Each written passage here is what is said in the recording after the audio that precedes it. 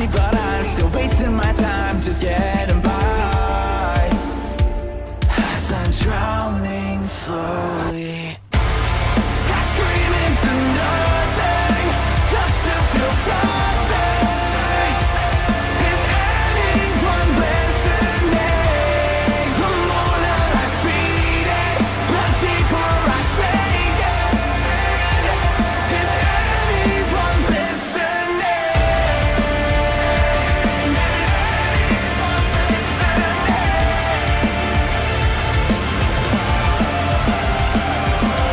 Locked up, I'm a prisoner of my mind, and I'm falling apart, pretending, believing that I know I'm not insane. Running into things to let go.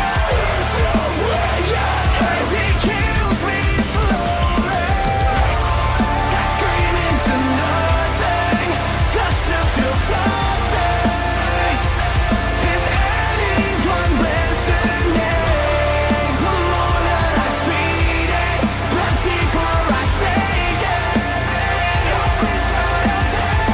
Listen for the echo, that's the sign to let go. The echo,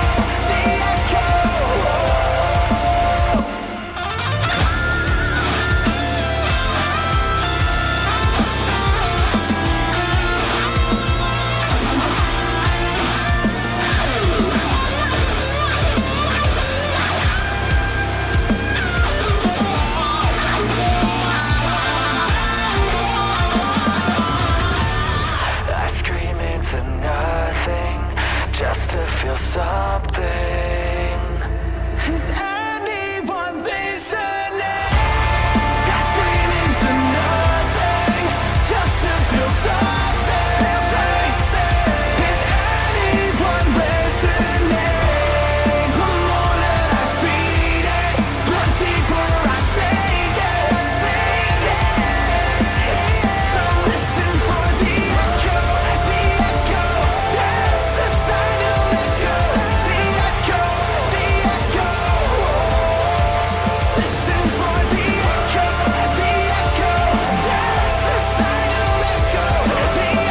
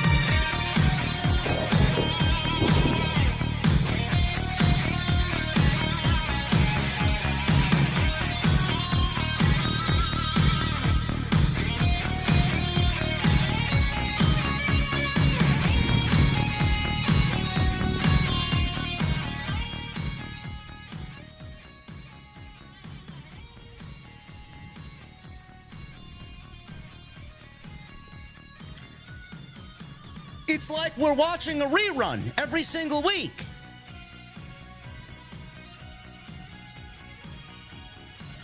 I don't know how you guys feel, man, but I'm legitimately exhausted. Monday Night Raw's 3 hours. It felt like 9 tonight. There is legitimately nothing on this show that is exciting. If you find any of this exciting, You're probably some fucking geek who lives in a fantasy land of positivity.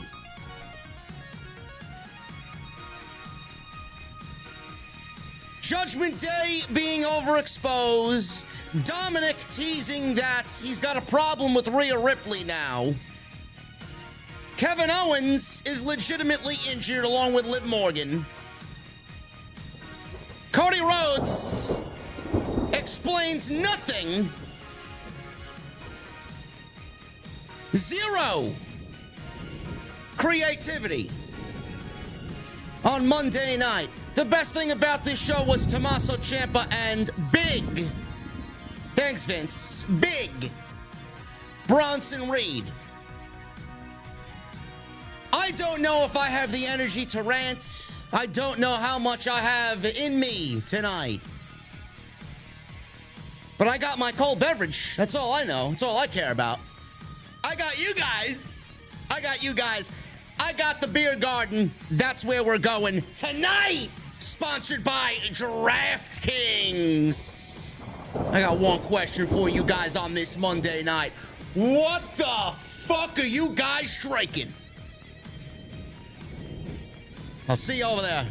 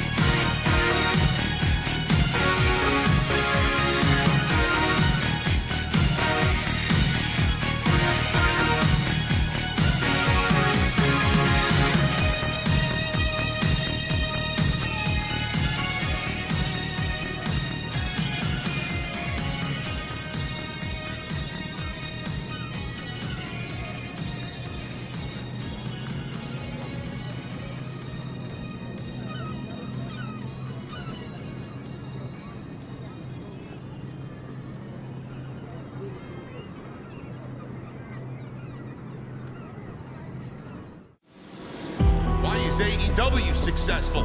Why is Tony Khan running his promotion better than Vince McMahon and Bruce Pritchard are running Monday night and Friday night? Long-term booking.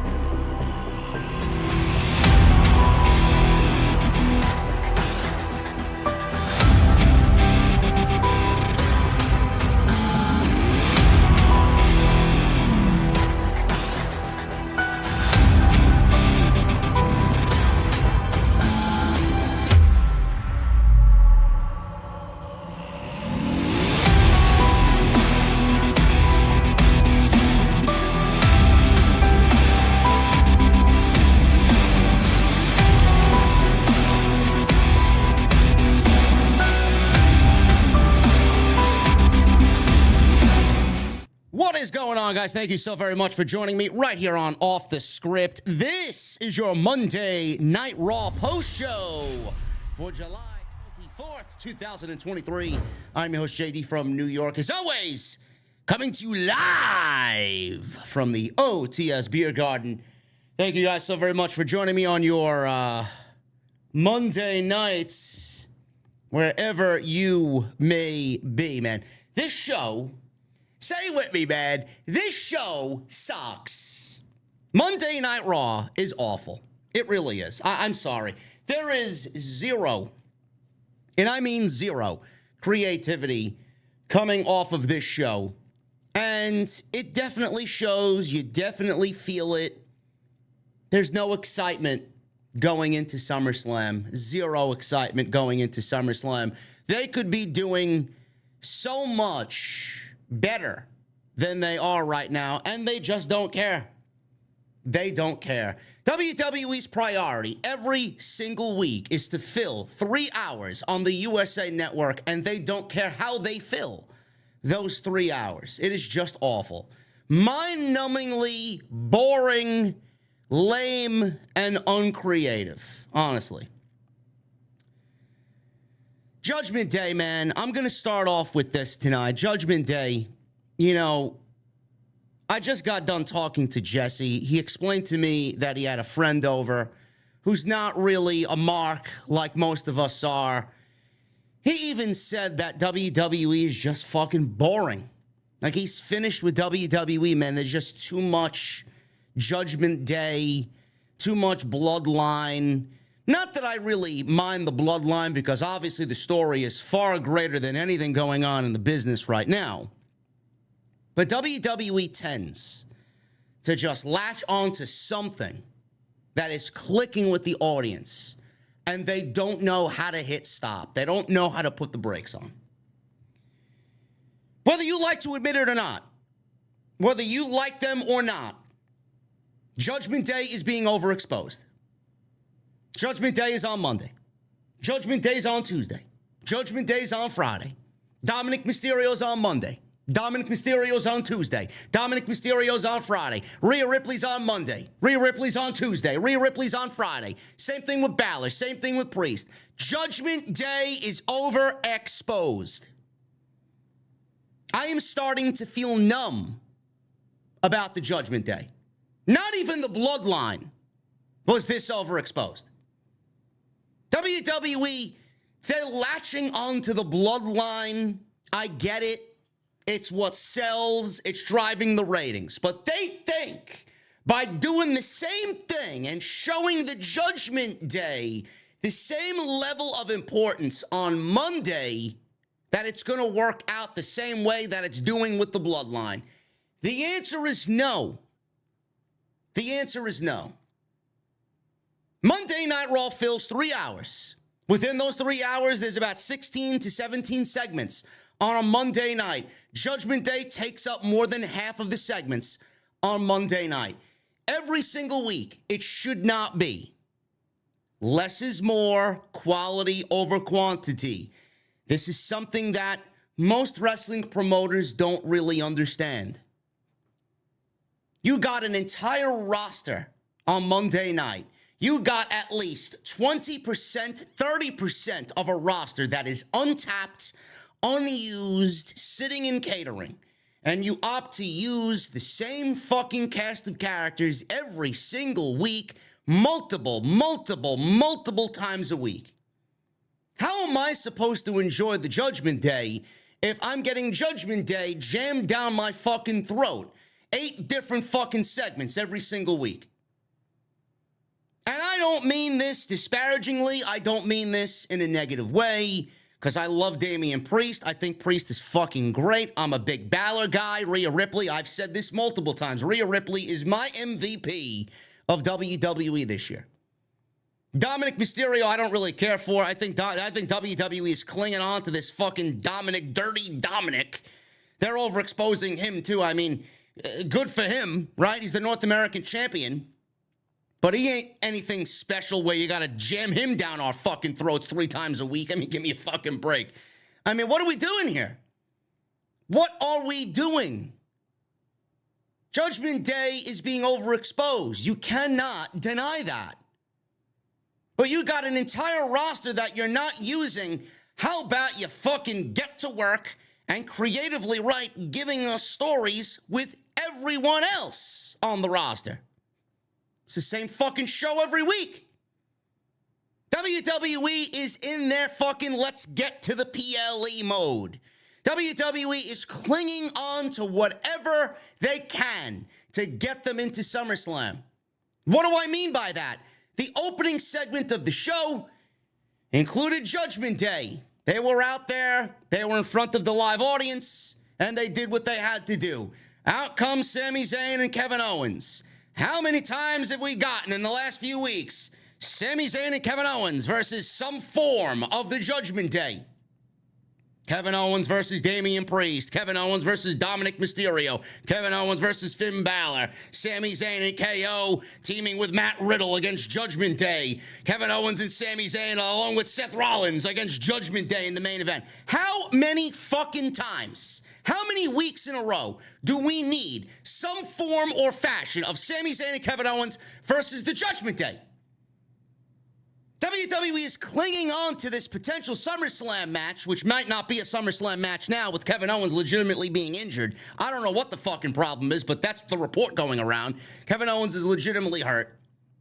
But WWE is clinging on to this potential match with Sami Zayn and Kevin Owens versus the Judgment Day that they got to give you every fucking combination of matches with the Judgment Day, Sami Zayn and Kevin Owens. This is what they usually do. This is what Vince did. Don't tell me I'm wrong, motherfucker. Do not. This was a Bruce and Vince special. Tag team title match leading into the pay-per-view. We'll get fucking singles matches leading up to the goddamn pay-per-view. Every single combination of singles matches that could be made with those four guys you got on TV. That's what we're getting. No, but you, the geeks on social media, you think this is creative television. You think this is adequate enough to be a build going into SummerSlam. I'm sorry, I find that to be the fucking laziest writing that you could possibly give us on a 3-hour show. WWE is in their typical let's keep the wheels turning until we get to Detroit Monday night, Friday night special. That's what they usually do. Nothing really is going to matter. This entire 3 hours was a complete waste of my fucking life tonight, like it usually is every fucking week. There's nothing interesting. Nothing. There's nothing new. There's nothing exciting. There's nothing fresh coming off this show. Now, you might be a simpleton and you might have the fucking IQ of an eggplant, but that doesn't mean I have to enjoy this shit. You don't find anything wrong in the show. God bless you. God bless you.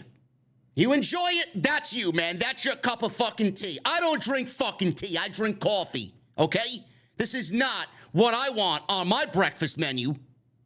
Shit sucks. I want thought. I want thought-provoking fucking progression on television. We get the simplest fucking thing where WWE thinks their entire audience is fucking low IQ fucking geeks. Like they don't understand anything. They send Cody Rhodes out there to say what? What did Cody Rhodes say tonight? He's out there with one fucking arm. What did he say? What did he say that was new, exhilarating, exciting, fresh on Monday night? Nothing. Nothing.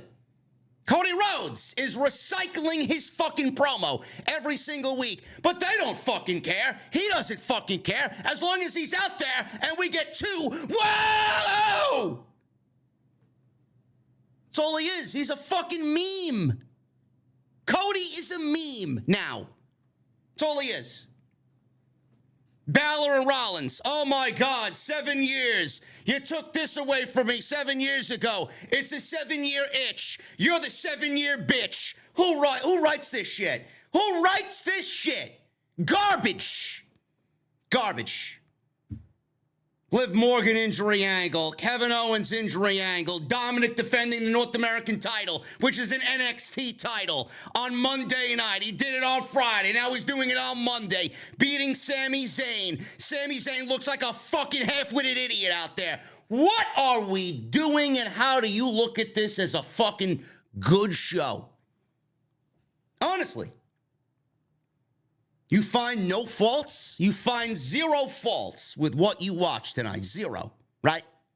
Oh, this was a good show, man. JD, that JD from New York 206. He's negative, man. He's always complaining about something, man. That's what I usually get on social media. You got some fucking half-witted idiot calling me, JD from NY 206. Why don't you stop being negative, man?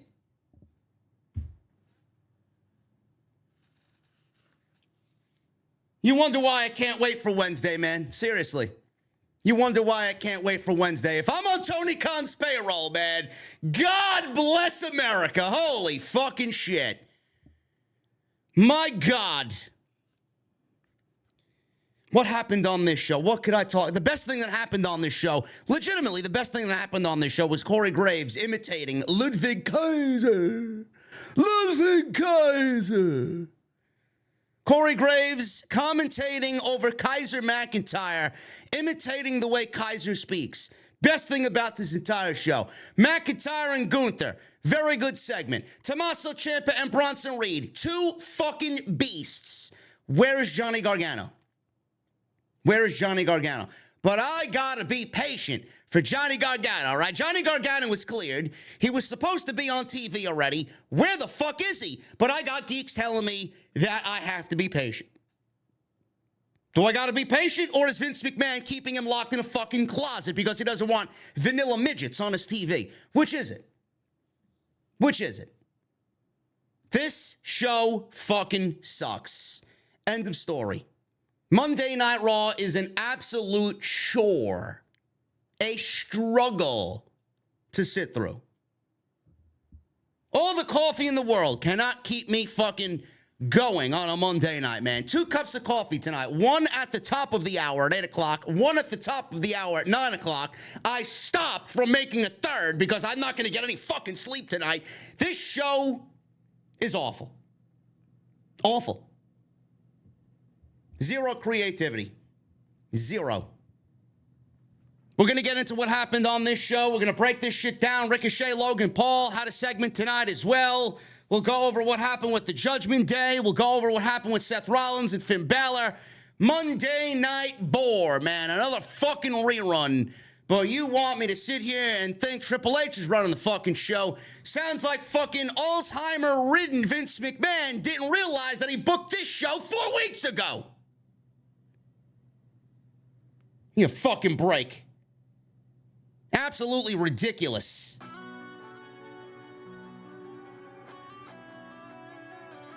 Thank you guys for joining me on this Monday night, man.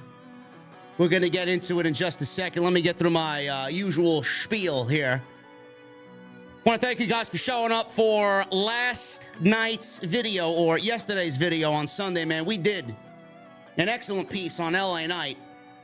Ridiculous rumor going around that LA Knight has bad backstage politics and that Vince McMahon is a fan of LA Knight. Bullshit. Be patient, they say. Be patient. They're waiting to push LA Knight. What the fuck are you waiting for? What are you waiting for?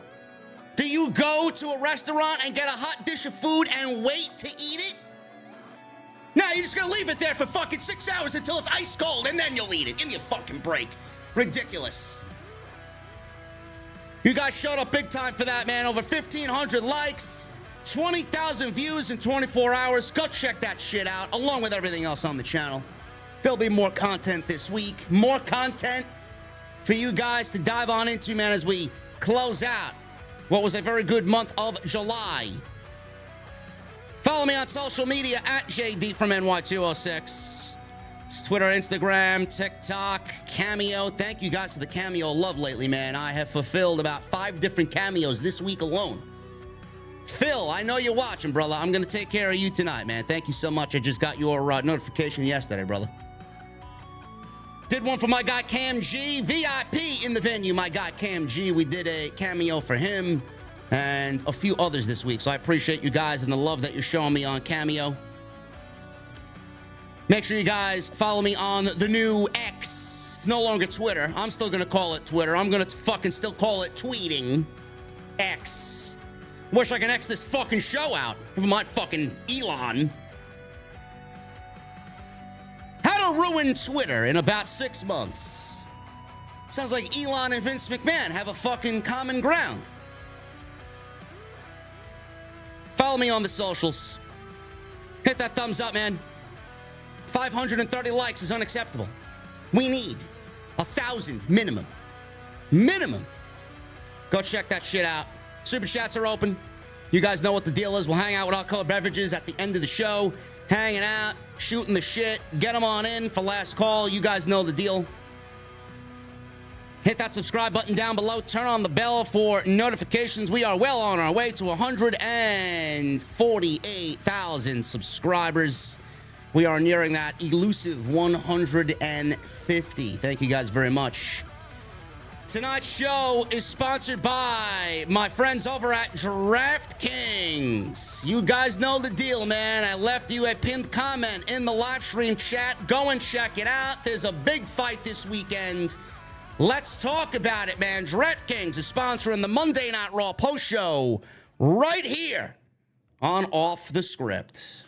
The rematch is on this weekend in Salt Lake City with a shot at the championship on the line. Today's video is sponsored by DraftKings, and all new customers who use my promo code JDfromNY. If you guys bet $5 on this weekend's rematch, you're going to receive $150 back in bonus bets instantly. That's right, guys. New customers who bet just $5 on any of this weekend's fights, you're going to receive $150 in bonus bets instantly. You guys can stay in the action and use that $150 in bonus bets on DraftKings same fight parlays for a shot at an even bigger payout. You can combine multiple bets together from the same fight, including number of rounds and method of victory. DraftKings is also the only place where you can bet same fight parlays. If sports betting is not yet available in your state, do not worry. You can still join in on all the fun with DraftKings Daily Fantasy. DraftKings is offering huge UFC contests this weekend with massive cash prizes up for grabs. Guys, if there's any time to take advantage of this from DraftKings, it is this weekend. Make sure you guys download the DraftKings Sportsbook app. Use that promo code JDfromNY. Put $5 down on bets, and you're going to get $150 back in bonus bets instantly. Once again, promo code JDfromNY. Bet $5, get $150 back in bonus bets. And as always, only at DraftKings Sportsbook. Hey, man, DraftKings is sponsoring the show tonight. You guys know what to do. Use that code JDfromNY for this weekend's big fights and supports the podcast, man. I want to thank DraftKings, as always, for being the official sponsor right here on Off the Script. Let's get into this Monday Night Raw review, man. The quicker I talk about this, the better for me, because I can't stand this shit. Monday night opened up with the Judgment Day, and they are in the ring, as always, because WWE doesn't know less is more. And they're in the ring, and we have everybody but Dominik Mysterio. Rhea Ripley's out there, and Damian Priest is out there telling everybody to rise for Judgment Day. Bálor is out there. Bálor says that they have the unbeatable women's champion in Rhea Ripley, Mr. Money in the Bank in Damian Priest, and the next WWE World Heavyweight Champion. And then we get a video recap of Dominik winning the NXT title, or the NXT North American title, I should say, on Tuesday night from Wesley. And then we get Rhea Ripley introducing Dominik, who carried that same North American championship out on Monday Night Raw, man. You gotta love that WWE is sending Dominik out there with the North American Championship. This was a foreign language when Vince McMahon, who still is running the show, but when he was completely in charge, you would not have heard a fucking peep about NXT. Not a single peep. You wouldn't see a single title mentioned. Vince McMahon gave orders to the commentary team to never, ever address NXT. When someone got called up, their accolades in NXT were fucking omitted from their history. You wouldn't hear a fucking word about any championships or accolades that they did in NXT. Now, all of a sudden, you want me to get on board with WWE. NXT this, NXT that. Dominik Mysterio is the NXT North American Champion. Judgment Days on NXT Tuesday nights. No, I'm not a fucking sucker. I know what you did in the past, and you're not going to convert me with this new NXT narrative on WWE programming, man, and neither should you. Neither should you. They tossed black and gold to the fucking garbage, and you want me to embrace what they're doing now with this 3.0 bullshit? No fucking way. Absolutely no way. Dominik is out there. Fans exploded with boos. The piped-in crowd noise for Dominik is obviously very apparent. He's in the ring. He says he is their new fighting NXT North American champion. We got a video package about Dominik's history in the Judgment Day. Really just over-embellishing the Judgment Day, man. Just way too much. Way too much. Back live in the ring, Dominik was about to speak. Kevin Owens and Sami Zayn walked out. And Owens and Zayn are out there. And Owens pretended he wasn't sure what Dominik's name was. He didn't even say Dominik by name. He said, the guy with the mullet in the ring. So Dominik was the guy with the mullet to Kevin Owens tonight. Owens yelled that Dominik should have realized by now that nobody wants to hear what he has to say. The best thing you could do is shut your mouth forever.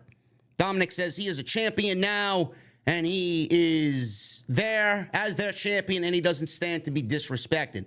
Sami Zayn then takes the microphone and said, it's true, you are being disrespected, but that's because nobody here likes you.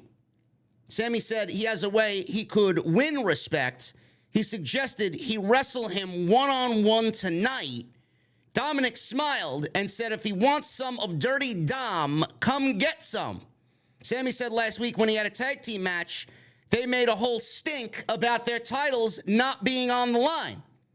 So Sami said, well, if you're a fighting champion, how about you put your NXT North American Championship on the line tonight? Rhea Ripley then steps in immediately and accepts the match on Dominik's behalf. Dominik and Judgment Day stood there, and Dominik looked over at Rhea Ripley and kind of nodded, but he was a little on guard. He was a little taken aback by Rhea Ripley accepting this match for him, and he had this face on like, did you really just accept this match for me? I didn't really want to put the North American Championship on the line against Sami Zayn, but here you are making this match for me. So it was one of those looks where, really, Rhea? What are you doing? Why are you speaking for me? I'm my own man now. Now, I don't know if this is going to factor into anything. I don't know why they break up Rhea Ripley and Dominik Mysterio. It's probably the best thing for him. Dominik on his own, we should not be looking at Dominik on his own. We should not be. I don't give a fuck who you are or what decision you are making. Rhea Ripley and Dominik cannot, absolutely, under no circumstances, can break up or be split. Dominik cannot be split from Judgment Day. He is in need of Judgment Day. They made Dominik what he is today. Why would you do that? Can you imagine Dominik Mysterio on his own away from Judgment Day as dirty Dominik Mysterio? With no heat? With no heaters? That's an absolutely ridiculous creative decision if they actually do that. So there was a little hesitancy from Dominik Mysterio tonight. So we got this match. Sami Zayn, Dominik Mysterio, not the main event, but this match signed, sealed, and delivered for the NXT North American Championship. NXT North American Championship being defended on Monday Night Raw in the midst of a brand split. WWE clearly doesn't give a fuck about the goddamn brand split. Why do we have one? Raw is Raw. NXT is NXT. SmackDown is SmackDown. Yet here we are. It's okay because Dominik is on Raw and he's holding an NXT championship. The title should only be defended on NXT, not on fucking Monday Night Raw. I get that he's a Raw superstar holding an NXT title, but when you start defending the NXT title on Monday night, that's when we have a problem, and you start crossing the lines of what's right and wrong with the brand split. Clearly, this doesn't make any sense. Dominik Mysterio on Friday defended the fucking NXT North American Championship on a brand that wasn't even his against Pete Dunne. What are we doing? What are we doing here? Do they even give a shit at all, or are they just throwing shit at the wall because it's Judgment Day? And they're mega popular, and they're mega over. Let's do what we gotta do. Nobody's gonna care. I fucking care. Nobody's gonna ask questions. I'm gonna ask the questions. Why are we booking this match? Not only is Dominik the NXT North American Champion on Monday night, a Tuesday night title being defended on Monday, he's a champion. You're putting him in a match tonight, signed, sealed, and delivered against another champion. Why would you go and do that? Sami Zayn should not be losing. He's one half of the tag team champions. And Dominik can't be losing if he's the North American champion. So what you're realistically doing here is backing yourself into a corner, and you are basically putting it out there like someone's got to lose this match as a champion. Why would you do that? Why would you do that? Doesn't really make much creative sense to me. But at the end of the day, nobody gives a fuck because all they need to do is fill 3 hours of television. That's all they care about doing. It doesn't matter if it makes sense. It doesn't matter if it's good. It doesn't matter if they're champions. They just got to fill 3 hours of television. All this segment was WWE turning their wheels, typically going into the pay-per-view. How many different variations of this Sami Zayn and Kevin Owens versus the Judgment Day bullshit can we suck out of this feud and put on television before the pay-per-view? That's all this was.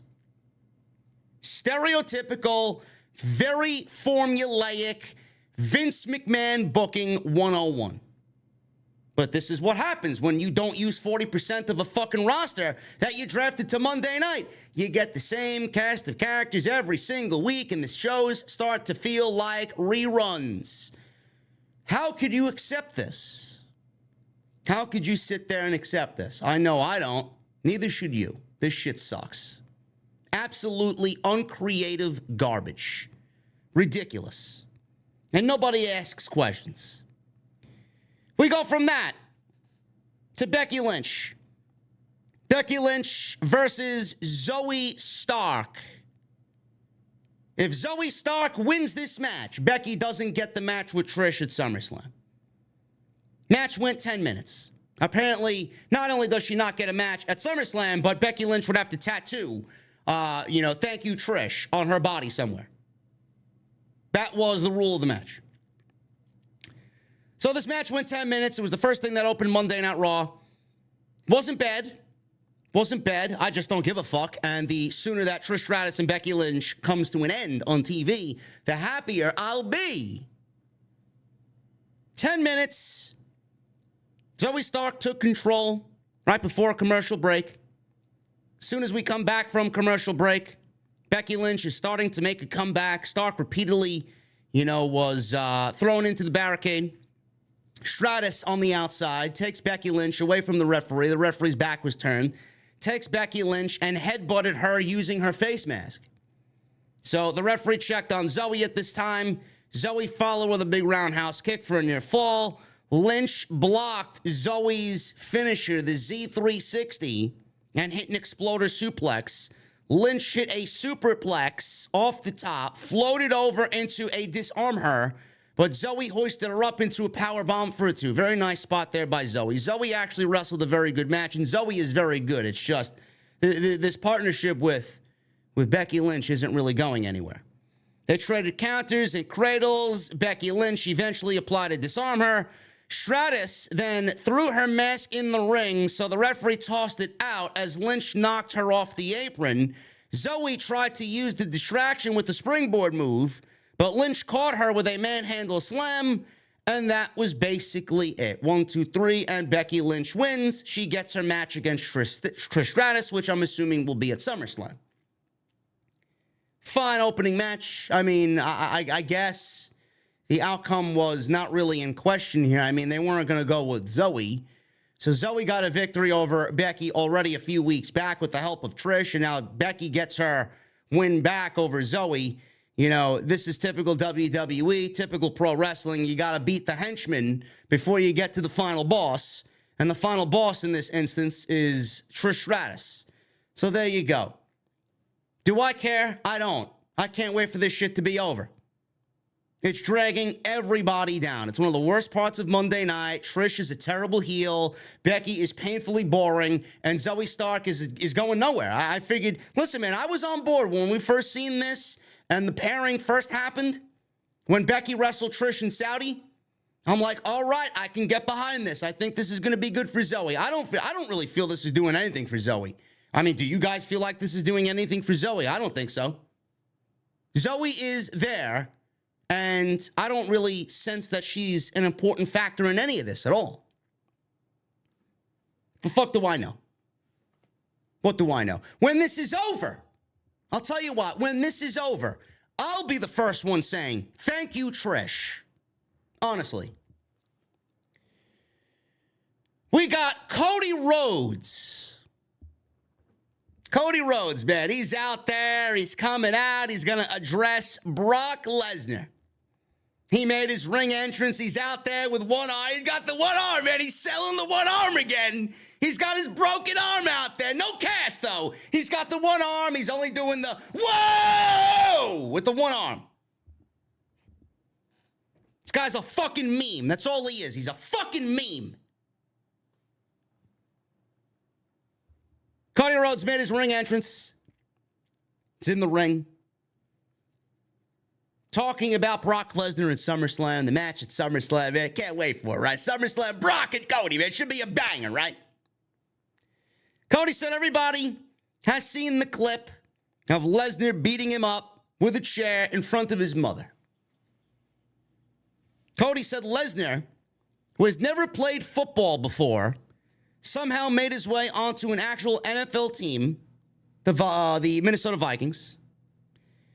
And he said his mom watched Terry Funk throw fireballs at his dad's face, and the same woman who down the street drank with Gordon Soley at the Columbia. He said his mom knows what Brock did in front of her was a mistake. He said the mistake wasn't that he beat him up, but rather that he left him breathing. Ooh, Cody's getting a little feisty out there, man. He said the mistake wasn't that he beat him up, but rather he left him breathing. Ooh. Cody's acting like a tough guy, man. Oh, my goodness. Cody takes this deep breath, and he said he's not poking the bear. He's slapping the bear and telling him to come get it. He says he doesn't just want to beat him at SummerSlam. He says he wants to beat him at SummerSlam because it's what he deserves. He said when he's old and gray and smoking a cigar, he will know his chapter on Lesnar wasn't pretty, but it ended with him pinning him. As he says at SummerSlam, I will end this.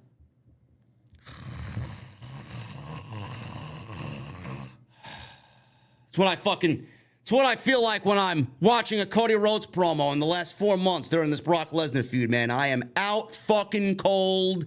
Mr. Sandman comes to deliver me to fucking dreamland. It's what I feel like when I'm fucking listening to Cody Rhodes, man. Cody Rhodes says he doesn't want to beat him at SummerSlam because he broke his arm.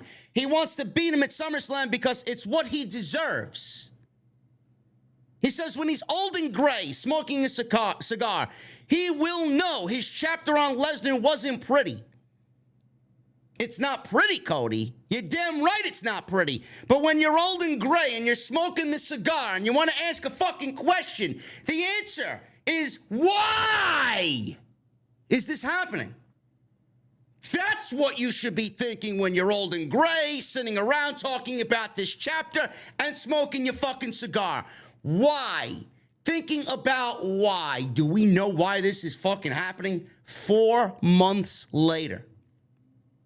They are dragging this shit out and squeezing the fucking sponge as slow as they can, man. Right now, it's got nothing left. You're desperately trying to squeeze whatever fucking water is left in that sponge, and it's dry as a motherfucker. What are we doing here? What are we doing? What are you telling me? What is new here? What have you done in the last, 12 weeks? That's being generous. What have you done in the last 3 months to make this shit interesting? Nothing. Absolutely nothing. WWE thinks by trotting Cody out there and having him cut this fucking babyface promo as he stands there in a fancy-looking suit as the crowd does, whoa, twice, every fucking night. sometimes 4 times if he's got to wrestle.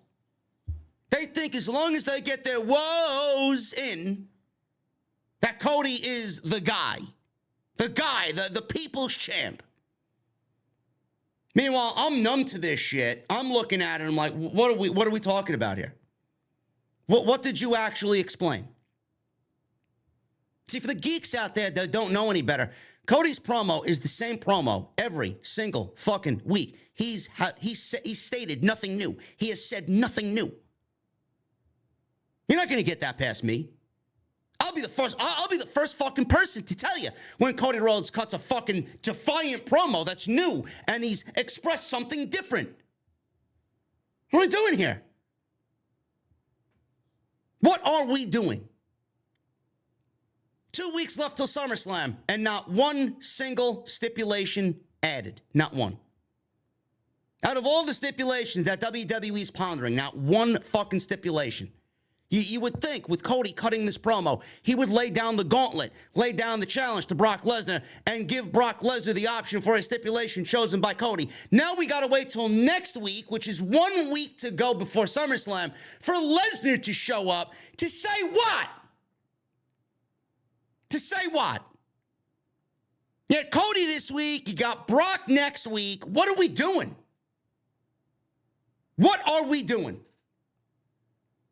You want to build some fucking excitement? Give me something I haven't seen before. Tell me something that I haven't heard before. Shit. This entire Cody run has been garbage. There is nothing interesting about it. He may be the biggest babyface in the company, and I'm sure he is. The merchandise sales are through the roof. I'm sure they are. But his momentum on TV is fucking dead. Dead. Zero interest. From a viewer like me, a viewer like us, and people on social media.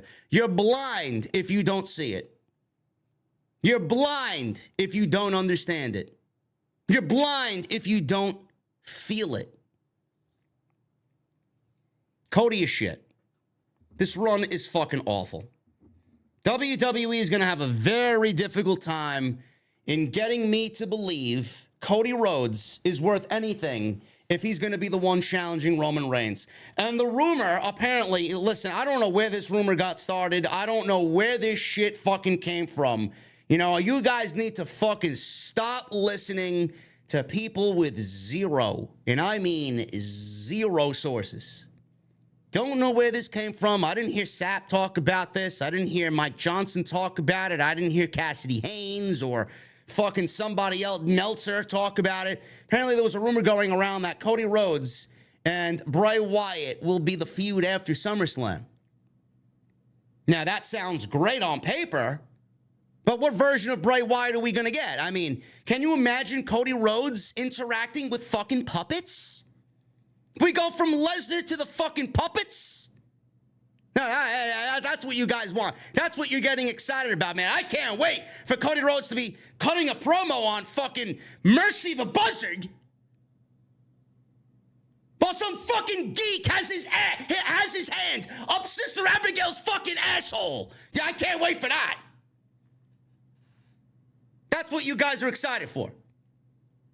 That's what you guys are excited for, man. As you watch Huskus the Pig eat fucking chocolate cake with fucking chocolate cake all over his fucking face, cutting a promo on Cody Rhodes. Cody Rhodes, he's the American Nightmare. That's what you guys want. That's what you guys are fucking waiting for, man. It's great. Now, if this was Bray Wyatt, the Eater of Worlds Bray Wyatt, then we have something cooking. If this was Bray Wyatt with a Wyatt family around him, then we got something cooking. But you really expect me to believe, A, that it's going to be Cody and Bray. And then if it is, you want me to get excited about Cody Rhodes going from Lesnar to the fucking puppets. Great. Great job there. Great job there. Man, oh man, by the time we get to Philadelphia, I'm going to fucking be wanting Roman Reigns to hold on to the title and hold it for another year. You guys are absolutely fucking crazy, man. Absolutely crazy. Yeah, let's bring Bray Wyatt back, who's dead already. You know, I don't really give a shit who wins or loses. I don't give a fuck. But yeah, let's bring him back to have him eat another L because Cody needs to win. WWE might not even be in the camp of keeping Cody strong and winning all his matches. I mean, he's lost to Brock already. Why not? Maybe Bray gets a win. Maybe Bray gets a win if that's the case, man. We don't fucking know. Are they going to actually allow Bray to wrestle more than fucking 10 minutes? Guy's wrestled one match since October. Yeah, I can't wait for that one. What is Cody going to be wrestling? Fucking imaginary creatures in the funhouse? He's going to be wrestling Uncle Howdy? Absolutely ridiculous. Cody and this Lesnar feud going into SummerSlam, I say the same thing about Trish and Becky. It cannot end fucking quick enough. I'm more interested in what they do with Cody after SummerSlam than going into SummerSlam with this third match against Brock. Kathy Kelly interviewed Ricochet. He was backstage talking about Logan Paul returning to Raw. Ricochet said apparently being a YouTube star gives him the right to just show up whenever he wants. Says what he has to say to Logan tonight, he'll say to his face. Why are we giving Ricochet all this mic time, man? I don't mind him getting better on the microphone, which we desperately need. But shouldn't we be showcasing Ricochet on what he can actually do with Logan Paul? Honestly. I mean, if you wanted to go about this the right way, Ricochet should be in the ring dazzling live audiences, showing Logan Paul what exactly he's going to be in for at SummerSlam. But here we have Ricochet cutting fucking very generic babyface promos that go nowhere. I don't want to hear Ricochet talk. I want to see Ricochet fly. That's what I want to see. Got to start somewhere, I guess, huh? Dominik Mysterio. He went one-on-one with Sami Zayn. This was for the NXT North American Championship. This is an NXT title, by the way, being defended on Monday. Fuck a brand split, says Vince McMahon. Match went 12 minutes. Not bad. I actually enjoyed this more than I did his title win over Wes Lee on Tuesday last week. So we go right to a commercial break very quickly. Sami Zayn hit a flip dive over the top. We go to commercial break within like 60 seconds of the match. So we're back from commercial break. Ripley gave Zayn a cheap shot, and Zayn was fighting from behind because Judgment Day is outnumbering Sami Zayn. Ripley distracted the referee. Priest shoved Sami Zayn off the top as he was attempting a high risk. So Owens went after Priest. The referee saw this. He threw out Kevin Owens from ringside, and then he tossed Priest and Ripley from ringside as well after he saw them laughing that Kevin Owens got kicked out. So all of Judgment Day kicked out. Kevin Owens kicked out. Sami Zayn and Dominik now one-on-one. Zayn hit a Michinoku driver, goes for a cover, gets a 2 count. Dominik, fighting from behind now, sets himself up for 619. Zayn dropped him with a clothesline. Zayn tried something off the top. Dom caught him with a drop kick for 2, which looked nice.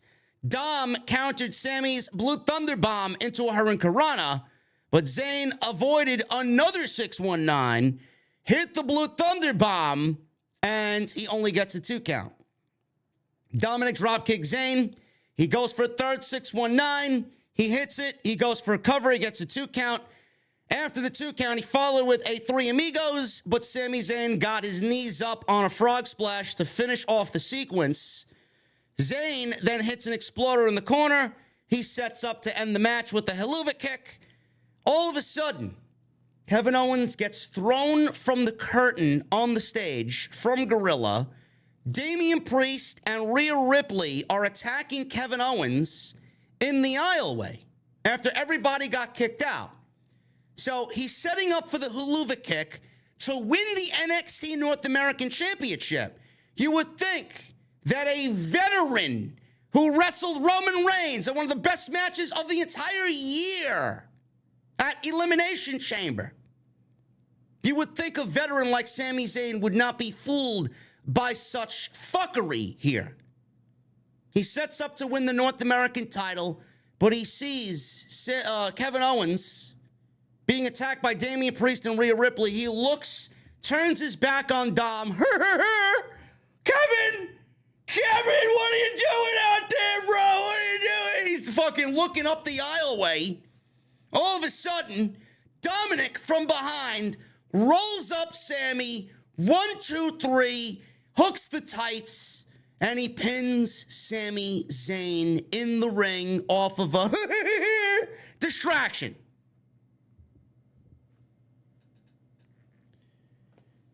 I don't know how anybody looks at this and doesn't question the fucking creativity of WWE. I really don't. I joke about it. I make it funny for you guys. He's looking up the aisleway.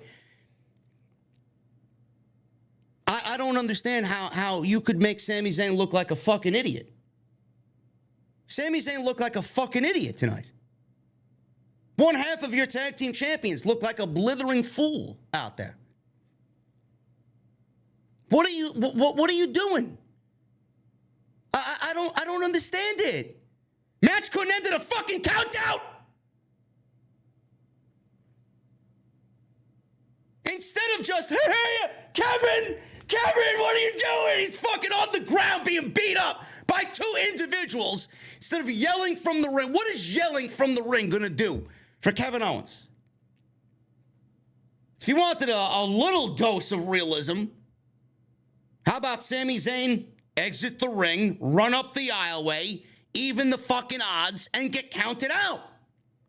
Instead, no, you opt to make him look like a fucking retard, and you send him up into the match to get pinned from behind. Nobody's going to question that, though, right? Champions losing on TV is normalized in WWE, and you just willingly accept it. Shit sucks. Absolutely disgusting. Sami Zayn should not be losing to the likes of Dominik Mysterio. What the fuck are we doing?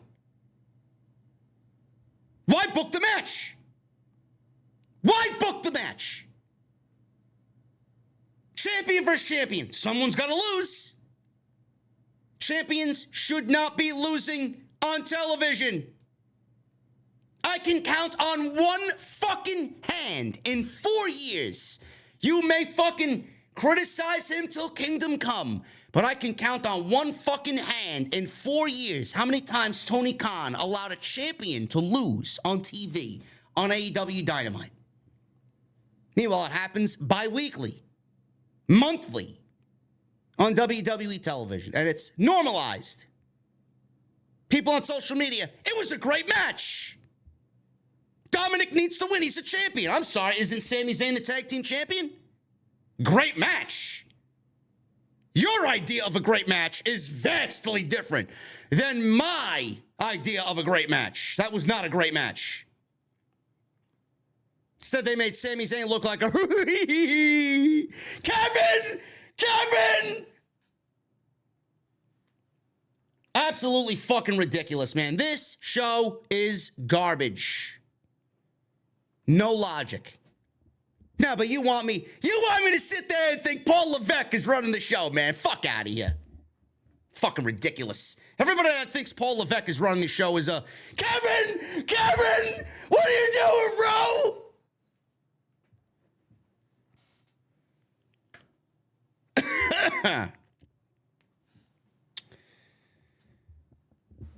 Moving on. Medical staff checked on Kevin Owens backstage. He was selling the injury. He thought something was broken. Something was broken, huh? Then all of a sudden we get the news starting to come out after this segment was over. Reddit insider Kermit125. Rivet. Kermit. He's fucking wrestling insider. You got BWE, you got Kermit, you got Dolphin. Who are these fucking guys? Who are these fucking geeks? Wrestling insider reports that KO was legitimately injured and he suffered broken ribs. The injury recovery time is unknown, but it's obviously serious enough to keep him out of the ring for at least a little bit. Kevin Owens did not wrestle tonight. Sami Zayn wrestled, and the NXT North American Champion Dominik Mysterio. Owens did not wrestle over the weekend either at the WWE live events, and he might be missing SummerSlam. Don't know. He might have a broken rib, is the rumor. Broken ribs can heal, and he may be in that 6 to 8 week period. Great. Tag team champions out for 6 weeks. WWE's had champions out for longer. Hopefully that doesn't really throw a wrench into the title reign of Sami Zayn and Kevin Owens, but we'll see. We'll see what's going on.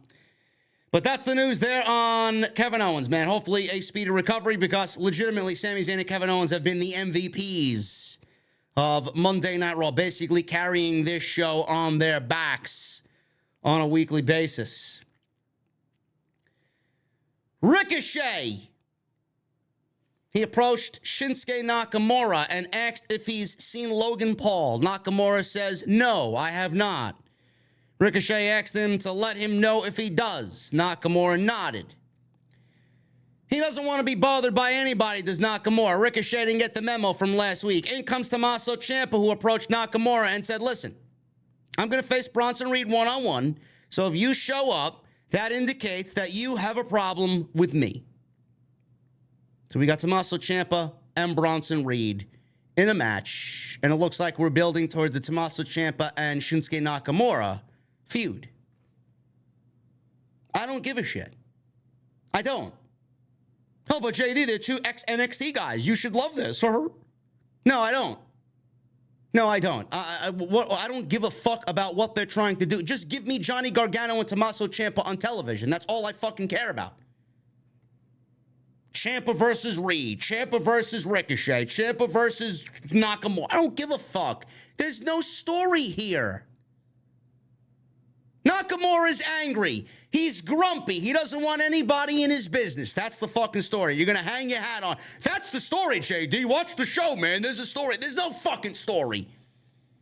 Nakamura's a grumpy 40-year-old Japanese man who wants to surf. That's the story?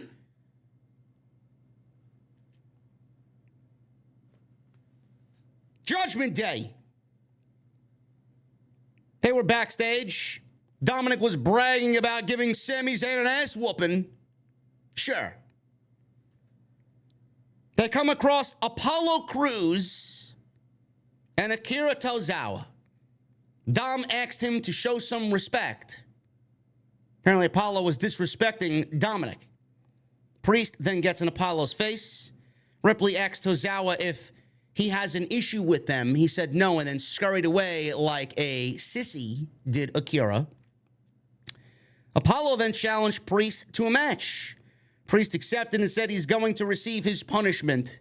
Tozawa then came back to join Apollo when Judgment Day walked away and patted Apollo on his back and says, you got this. You got what exactly? Apollo Crews has been missing for 3 months. They want to throw him back on television in a nothing match against Damian Priest. And oh man, look at that. Apollo Crews is back. Who gives a fuck? Honestly. Bronson Reed. Oh, I'm sorry. Big Bronson Reed. He's big. Thanks, Vince. I don't have fucking eyeballs. I can't see that Bronson Reed is a large man. Big Bronson Reed. He goes one-on-one with Tommaso Ciampa. This was easily the best match in the entire show. Easily. These guys absolutely fucking killed him, man. They went 12 minutes. I could have watched them go a little bit longer than 12 minutes, but we got 12 minutes. I mean, I guess beggars can't be choosers, huh? So we got a decent match here, man. Very good stuff here by Bronson Reed and Tommaso Ciampa. They got the crowd involved. Crowd was on their feet towards the late stages of this match, man. Good stuff. So Ciampa, he's in there, obviously. He's the much smaller man because Bronson Reed is big, says Vince McMahon. Ciampa held on to a sleeper. Bronson Reed fell backwards onto Ciampa, and I do not want to know what Ciampa was feeling like after he just was flattened by Bronson Reed. Reed followed with a running body block, an elbow drop. He then tried to charge off the apron, but he got greedy, and Champa caught him with a jumping knee strike, which looked like it connected right on the fucking chin. So we got a commercial break, and that was the last spot we got before the commercial break. Back from break, Reed was back in control. Champa counters whatever Reed was doing into a reverse DDT. They go back and forth for a little bit. Champa no-sold the clothesline, popped to his feet immediately, got in Bronson Reed's face. Champa got Reed on his shoulders, lifted up big Bronson Reed, and hit an air raid crash. Crowd jumped to their feet because of the feat of strength by Tommaso Ciampa. This is a signature move by Ciampa, the air raid crash. It's always something that he uses to set up for his fairy tale ending. Nakamura. He was told not to come out, because if he does, then we have a problem. He wanders out there. Ciampa left the ring. And Ciampa, what is with Vince making everybody look like a... What is with Vince making everybody look like a fucking half-witted idiot out there? Ciampa is in control of the match. He sees Nakamura. He exits the ring, and he does nothing but stare at him. He's standing in the aisleway, staring at Nakamura. Like, what are we doing? He stares at him. So Reed, as Nakamura is standing there looking at Ciampa, and Ciampa is looking at Nakamura, Reed is seeing this. He's like, oh, I'm gonna take advantage of this fucking idiot. He jumps off the apron. He knocked Ciampa down with a body block. He throws him back in the ring. He goes to the top rope. He hits the tsunami. And Bronson Reed, big Bronson Reed, wins the match because Tommaso Ciampa wanted to be Nakamura. Who books this shit? Like, who is the agent? Who are the agents for these matches, man? I mean, does anybody take into consideration how fucking stupid these people look? I don't get it. You got a guy like Bronson Reed, the size of Bronson Reed, on his back, and then you exit the ring to go fucking point at Nakamura and do nothing because Nakamura's out there. Shinsuke! Got Sami Zayn Kevin! And what are we, like, this shit is fucking garbage. Legitimately trash. I don't care. This was a great match. I love both of these guys. I'm a huge Ciampa guy. Big Bronson Reed guy. Big Bronson Reed guy. It was a very good match. Best thing on the show. But I don't care. I don't care. They got time. They got their shit in. Crowd loved it. Great. Let's keep that momentum. But what are we doing? Where are we going with this? What is the finality here? What is the emotional investment here? Are we getting Bronson Reed teaming with Nakamura? Are we going to get DIY back to? Is this going to lead to DIY getting involved and evening the score here? Is this leading to Ciampa versus Nakamura one-on-one? Who cares about that? Nakamura is ice cold. We don't know if he's a babyface. We don't know if he's a fucking heel. What is he? Ciampa's a babyface, right? He's going against the babyface, so I'm assuming by pro wrestling logic, that makes Nakamura a heel, right? But where's Johnny Gargano? Why isn't Johnny Gargano on our TV? Johnny Gargano's been in WWE, back in WWE for a year. Legitimately. A year. Soon as Triple H took over, when Vince was ousted by the Wall Street Journal, back goes Johnny Gargano. We haven't seen this guy since when? February? Why isn't he on TV? He's one of the best wrestlers in the fucking world. Why don't you have him on TV? Why isn't he paired with his best friend? This should have been a thing. But then you got be patient, be patient, be patient. Patient about what? What the fuck are we waiting for? There's no substantial story here where I need to wait. Should have happened with The Miz. Should have happened already before that. He should have been on TV. No, but people want to say, be patient, be patient, be patient. He's probably in fucking catering, sitting around with Apollo Crews wondering what the fuck they did wrong. Apollo probably crying to everybody, I wish I was back in NXT. I requested to go back to NXT. I got this thing going on. It was working well down there. They called me up. I think I got a new second chance here. I'm sitting back in catering for the next 3 months. Cedric Alexander's looking over at him. I told you, man. Hey, welcome back to catering, man.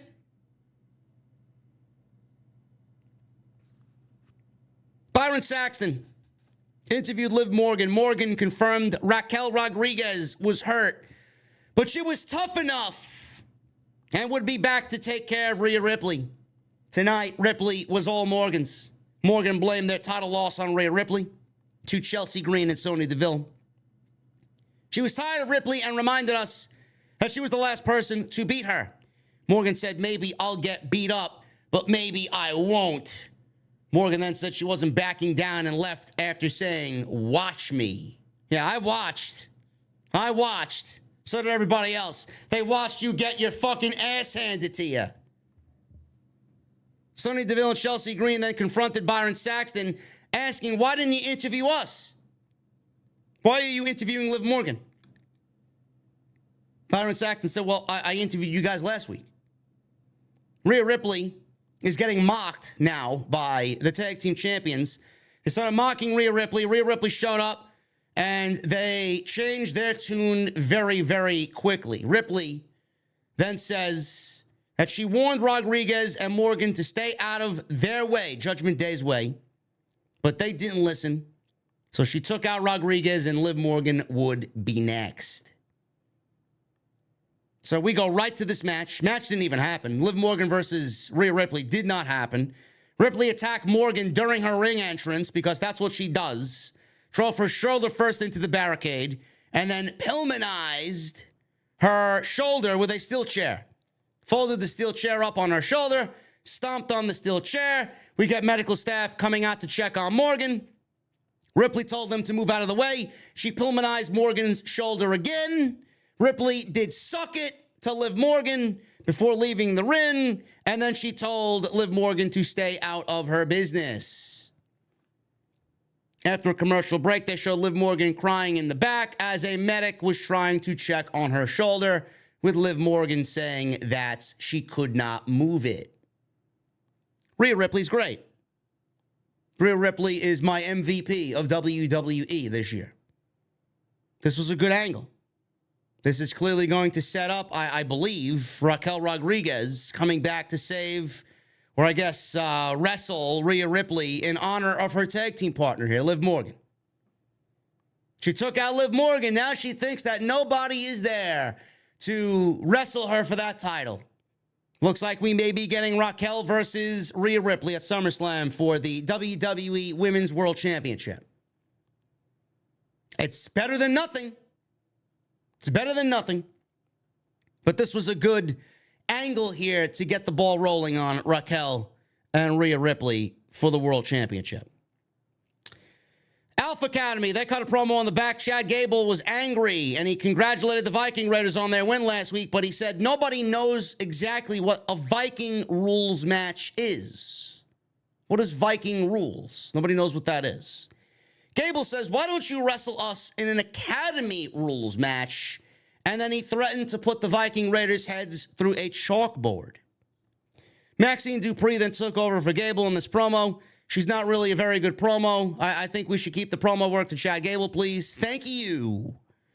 Maxine said that she's been getting better every week, and she's been getting the better of Valhalla every week, and wasn't going to just drop off because Valhalla got one over on her last week. Dupree challenged her to a singles match next week, which would be the first of her career. Otis then said, oh yeah, like he's the fucking Kool-Aid guy. Blasting through a fucking brick wall. Oh yeah.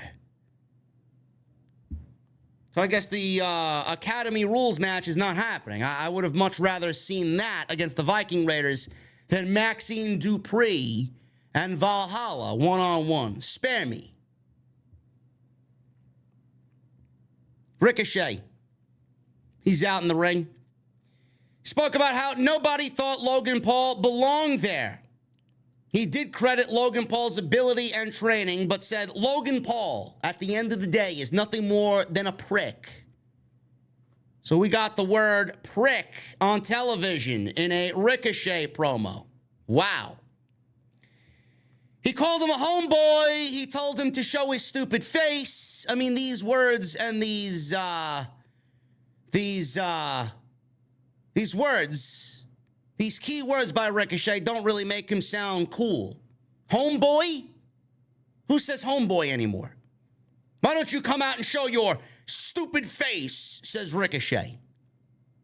Who speaks like that? Doesn't sound like much of a tough guy now, does it? Calls him a prick. He says they're in Tampa in an arena full of people who know he doesn't belong there. He said Logan is good and has put in the work. And some would say he's just not good, but special. Ricochet, though, said he's special every time he gets into the ring, and he challenged him to a match at SummerSlam. Logan Paul all of a sudden attacked Ricochet from behind. He pulled out his phone. He started recording and taking selfies on his phone and accepted the challenge against Ricochet at SummerSlam. Ricochet recovered. He got back up. He super kicked Logan Paul in the chin. Logan went down. Ricochet then landed a standing shooting star press, and that was the entire segment. I mean, even this, I'm going to ask, what are we doing? Like I get, like I said last week, don't misconstrue what I said. I think WWE putting a microphone in Ricochet's hand is a great thing. I do. It means, especially with Logan Paul, it means that WWE is maybe, I'm not going to give them the benefit of the doubt because they don't deserve it, but maybe they are starting to see Ricochet as something a little bit more than what he has been for the last 4 years. But what are we doing here? Is this the best build that you got for SummerSlam? Like, I don't want to hear Ricochet talk about how special he is, especially when he's trying to one-up Logan Paul. You're not going to one-up Logan Paul in a promo battle. Ricochet needs to one-up Logan Paul by showing Logan Paul exactly what he's in for at SummerSlam. And by doing that, and how you get there, is by Ricochet wrestling on weekly television. No, but you want to give me Dominik Mysterio versus Sami Zayn, that makes no sense, but you want to keep Ricochet out of the fucking ring, dazzling us with his high aerial offense. That's what people want to see. Especially if he's here telling Logan Paul how special he is. That's what we need to see. That should have been the build. Ricochet doing something and Logan Paul trying to one-up him. Because they're both on equal playing fields here. The build has been lackluster. The build has been weak. But at the end of the day, none of this will matter. Match is going to be very, very athletic. Match is going to be a blow-away match at SummerSlam. It may be the match of the night at SummerSlam. I'm just telling you that the build leading to it is weak. But this is what WWE typically does. They know what Ricochet's capable of. They know what Logan Paul's capable of. There's not much that they want to do there, because they know exactly what they're going to get at SummerSlam with these two guys in the same ring together.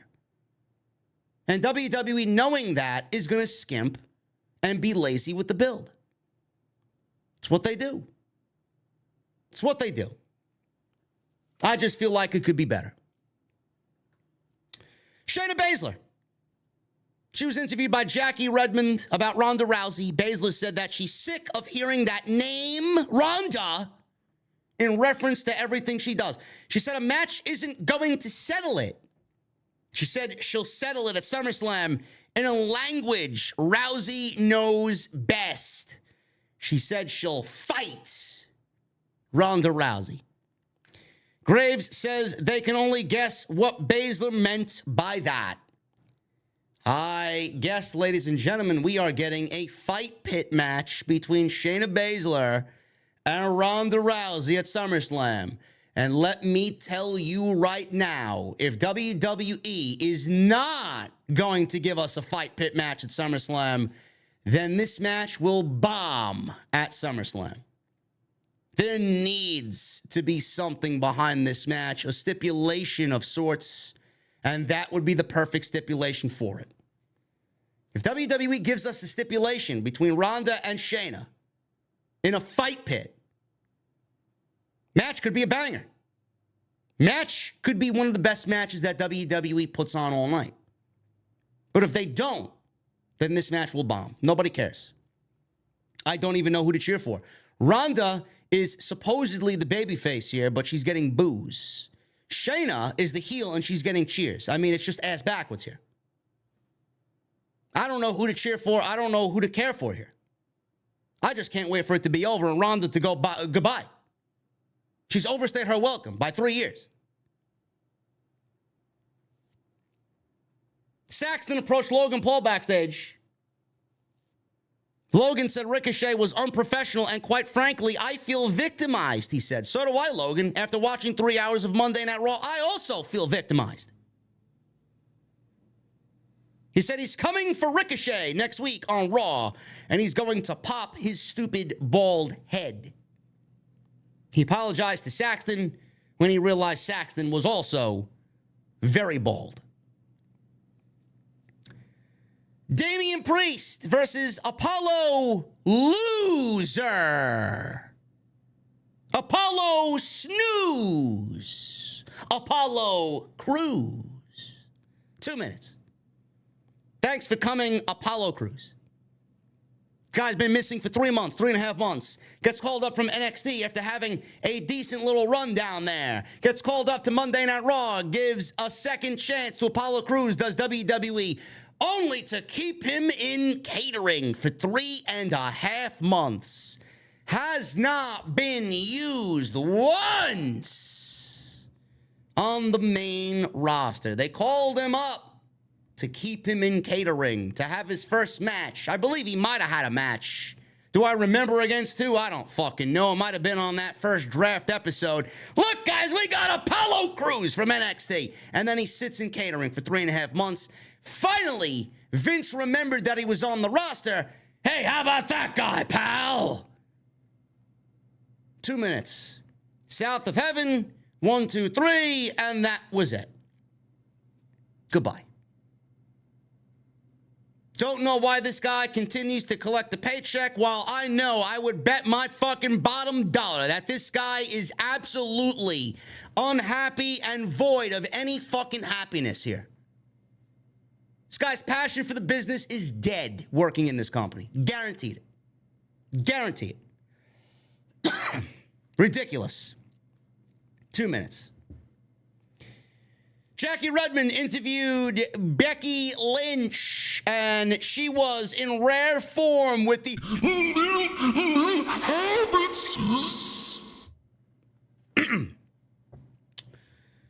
She said she is now getting her rematch against Trish, and it ain't over until she wins. My precious.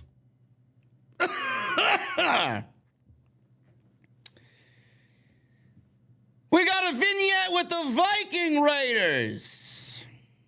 Valhalla and the Raiders are talking about the match next week with Maxine.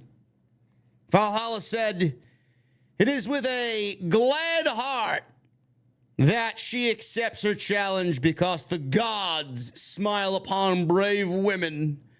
She offered her a piece of advice. She says, "Consult the gods because you are going to need them."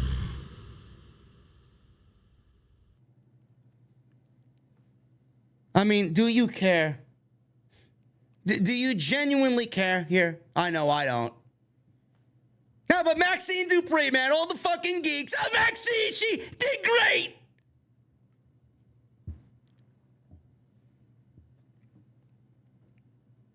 Finally, some real fucking wrestling on this show. Gunther. He's out there with Ludwig Kaiser and Giovanni Vinci. Drew McIntyre's out there. He comes out. Drew McIntyre told Gunther that he heard what he had to say last week when he wasn't there. He said, he's there now and he's dressed, so why don't we do this right now? Gunther said after all that has happened, he apparently wants him to put his Intercontinental Heavyweight Championship on the line. I love how he says, my Intercontinental Heavyweight Championship. Why don't we do this right now? Gunther does not want to defend the title tonight. Drew dared him. Gunther says he has put prestige on the title and raised it to another level that it has never been seen. He says he won't put it on the line in front of the degenerates of Tampa, Florida. He told Drew that, like these fans, he doesn't get anything accomplished in life. You failed at Clash of the Castle, and he humiliated him at WrestleMania. He told Drew that if he wants to ride his coattails, he accepts his challenge, and the match will be at SummerSlam. Great. Actually, something I'm looking forward to. Drew talked about beating Gunther. Kaiser asked, how dare you speak like that to the ring general? Drew then told Kaiser he likes him and he should be the leader of Imperium. Kaiser says, I will not stand there and let you disrespect Imperium. Drew smiled and said Gunther won't wrestle, but how about they wrestle? Kaiser got in Drew's face and Drew says, I think we need a referee.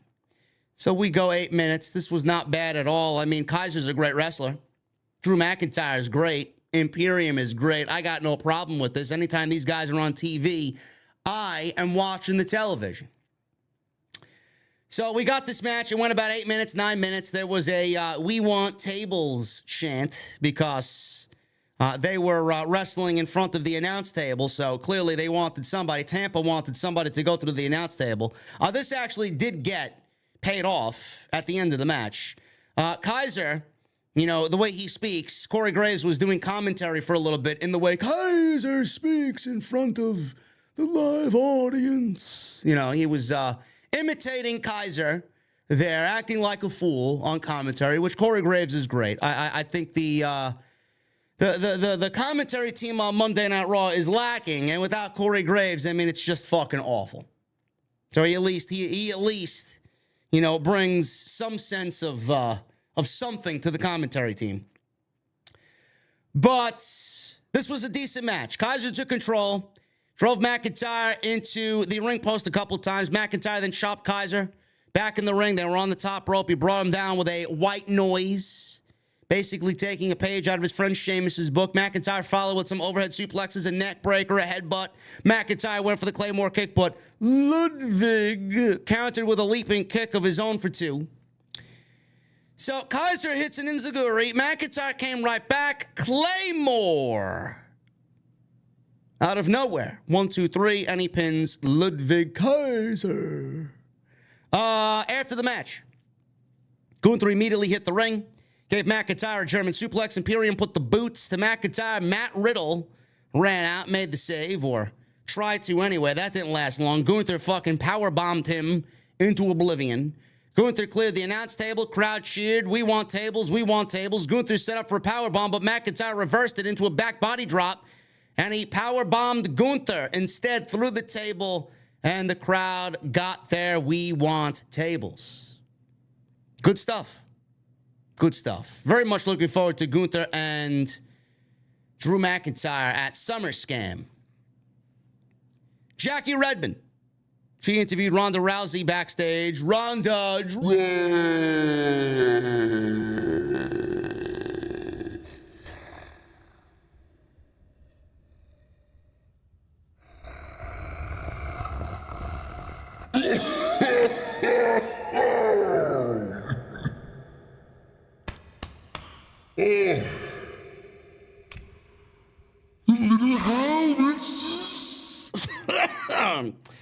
Ronda Rousey backstage. She asked for her response to Shayna Baszler and the challenge at SummerSlam. Rousey said anytime she fights, it's not a fight, it's the fight. She accepted the challenge. So we got Ronda versus Shayna at SummerSlam coming up. Great. Finally, the show is drawing to a conclusion. The end segment. Thank God. Thank fucking Christ. Contract signing. They don't even do this. They don't even do this and make it interesting. It's always the same shit. WWE, the WWE, if they want to do something different, man, they did a great segment with Finn Bálor and Seth Rollins last week. Remember that? Sat down in the back, and it was nice, and it felt organic. They send them out here, and we got to get Bálor and Rollins sitting in front of the fucking crowd, and they're sitting at a table, and they sign a contract, and then a big brawl happens. I mean, give me a fucking break. Same shit every fucking time. Nobody tries anything different. They want to stay in their lane. They want to stay in their comfort zone, and it just comes off like a fucking rerun every single week, every single time. Balor's in the middle of the ring, and he's out there. He says it appears Seth has his hands full due to the chaos of Judgment Day. Apparently, Adam Pearce was out there, or he was supposed to be out there, but he's not because he's got a different injury that he's got to take care of. Everybody that walked to the back is injured. He's got to deal with Liv Morgan. He's got to deal with Kevin Owens. He's got to deal with fucking all this shit tonight. Does Adam Pearce? He's not out there. So he says he's a professional. He said Seth is a professional. All of a sudden, fans are starting to sing Seth's song. They break into song. Whoa!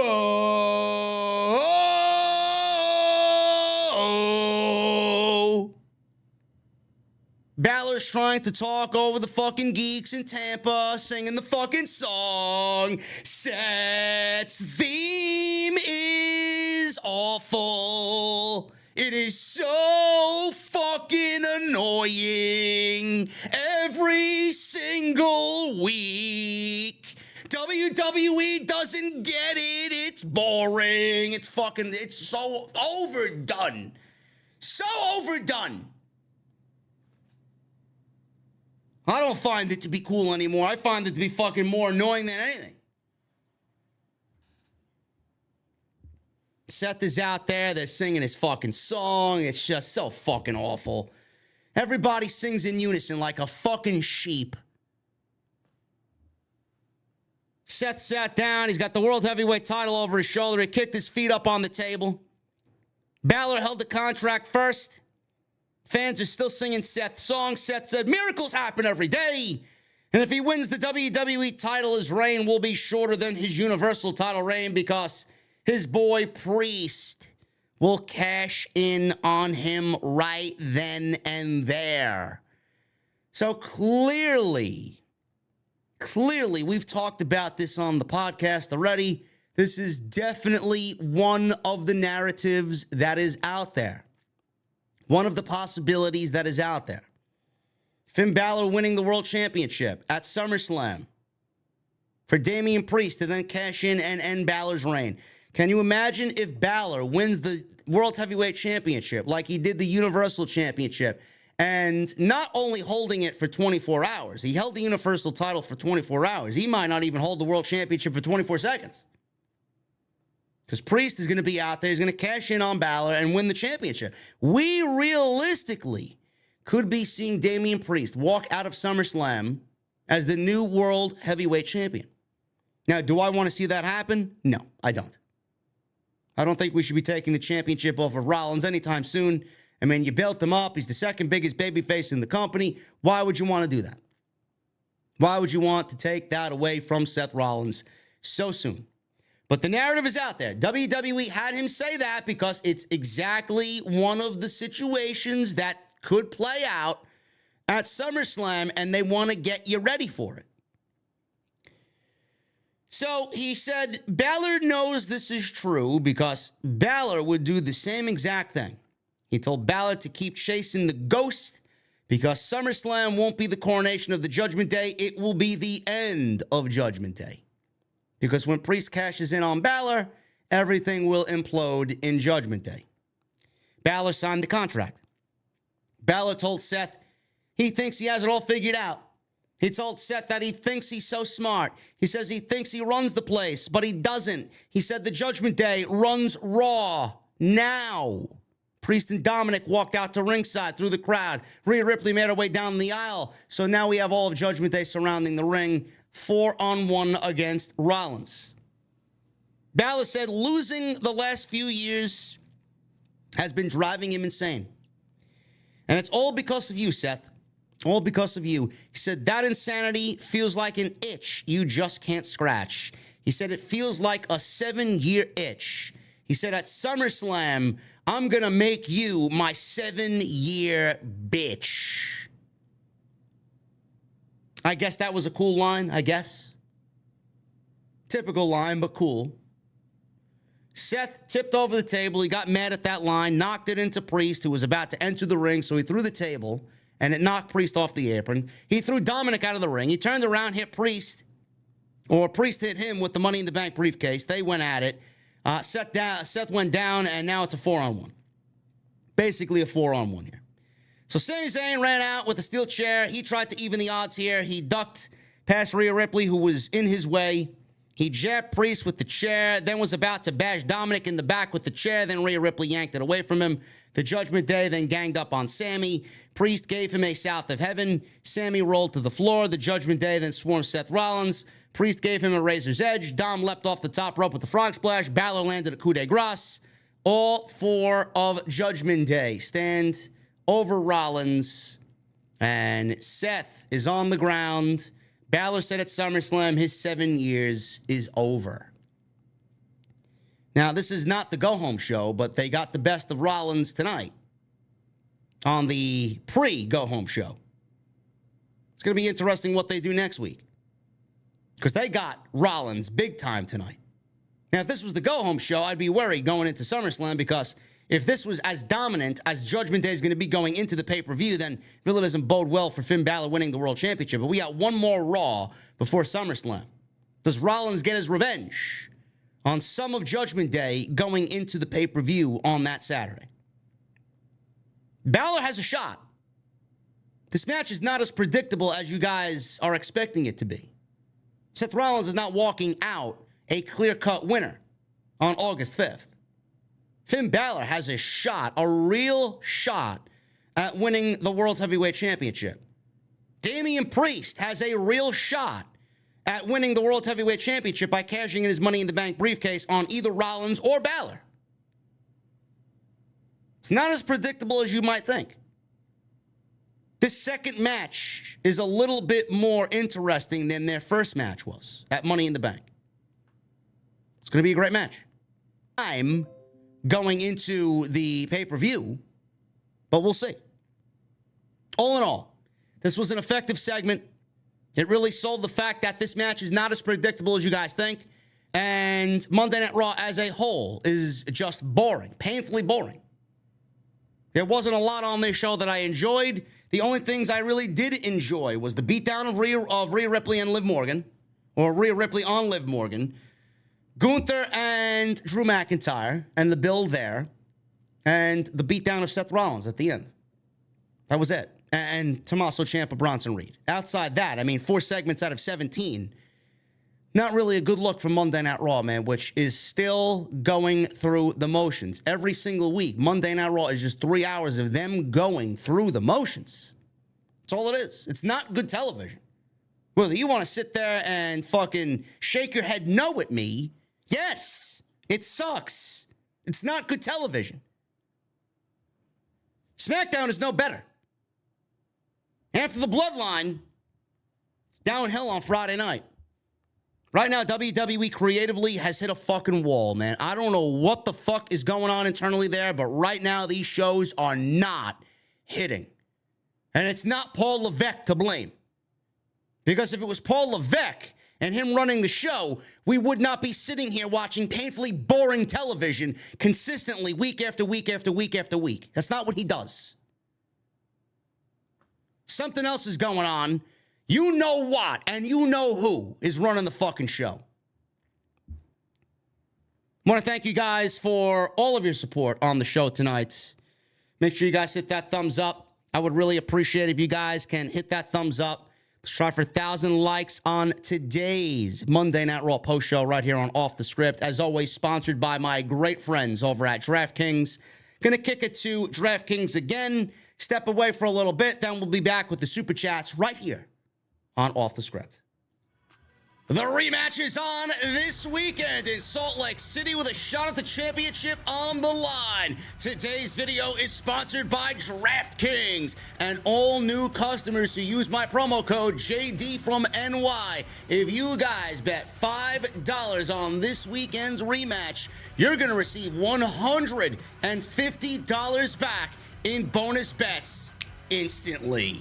That's right, guys. New customers who bet just $5 on any of this weekend's fights, you're going to receive $150 in bonus bets instantly. You guys can stay in the action and use that $150 in bonus bets on DraftKings same fight parlays for a shot at an even bigger payout.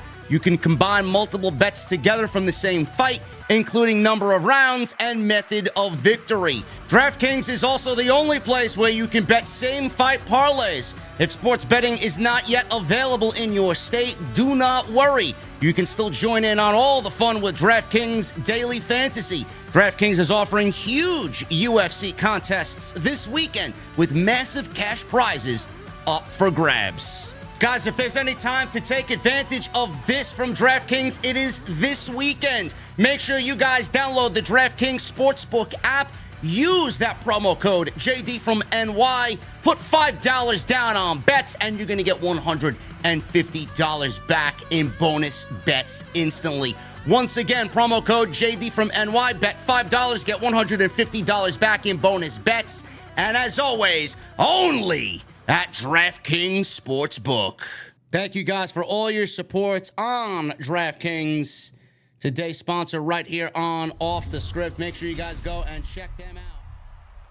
Left you guys a pinned comment in the live stream chat. Use that code JDfromNY, man. Bet $5, get $150 back in bonus bets this weekend for UFC. Follow me on social media, man, at JDfromNY 206, Twitter, Instagram, TikTok, Cameo. Hit that subscribe button down below, turn on the bell for notifications, and make sure you guys go check out all of the other content right here on the channel. Plenty of it to get caught up on, no doubt about it. Start at the top, man. Ali, my guy Ali with a $4.99. Hey, JD, would you ever see Gunther versus Solo for the Intercontinental Championship? How good that match would be. Don't really care to see that at the moment, Ali. Solo's got bigger fish to fry, named Roman Reigns. WUJ Money with a 12 months. Thank you, brother. Appreciate you being a member, valued member, VIP right here on OTS. Whoa! Laughing my ass off. Cody doesn't feel the same anymore. OTS for life. No, he doesn't. No, he doesn't.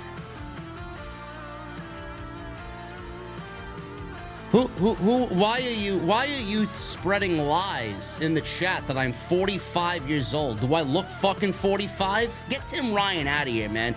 Fuck out of here, bro.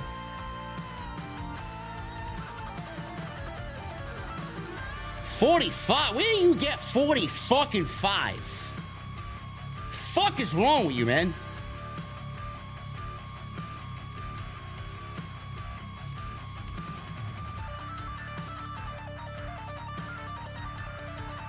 What difference does it make what age I am? I'm better than everybody at this shit, man. Fuck out of here, 45.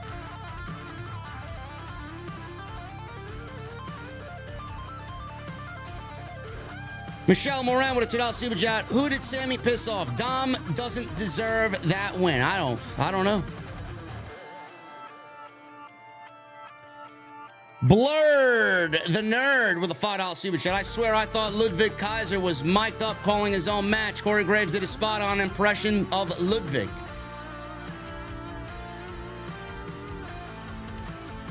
Dominik's match tonight with Sami was much better than his last two matches. Do you think Dom will keep his championship at Great American Bash? Is he even defending the title? Who is he defending the title against? Ali? It should be Wes Lee versus Dominik Mysterio and Ali in a triple threat match.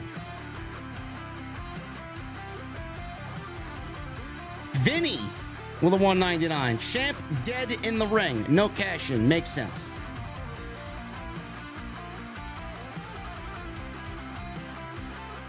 You know, Vinny, you make a good point, bro.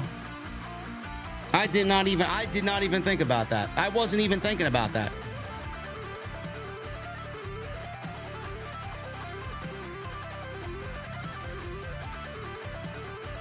Wasn't even thinking about it.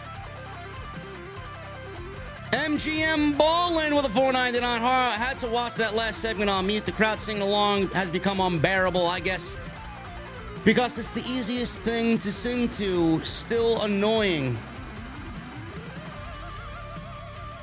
It is very annoying. Blurred the Nerd with a $5 super chat. Rhea Ripley is dangerous tonight. Will she ever have a singles match that is worth watching? She's built like no one on the roster can beat her.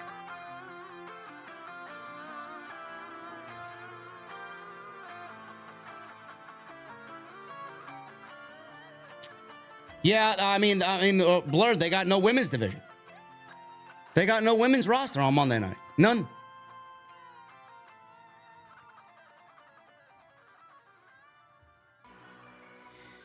Phil with a $4.99. Hey, JD, hope you're doing well. I sent in a cameo request yesterday. Can't wait to receive it. OTS for life. Overall thoughts on SummerSlam's build? I think it sucks, Phil. I think it's terrible. The logical villain, Aaron King with a $4.50. I watched Dog the Bounty Hunter instead of Raw. Well, that's not much better than Monday Night Raw, but I guess to each his own, Aaron.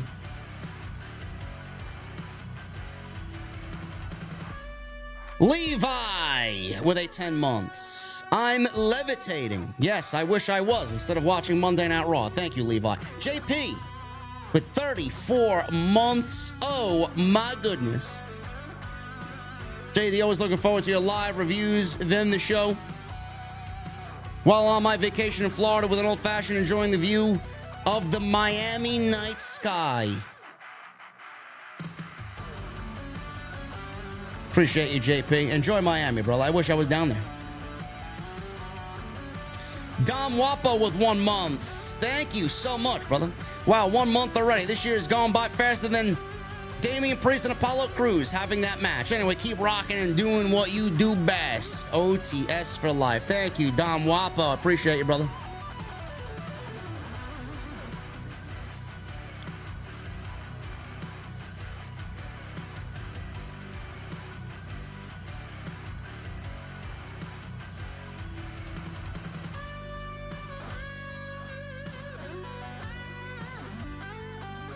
The Undertaker with a 22 months.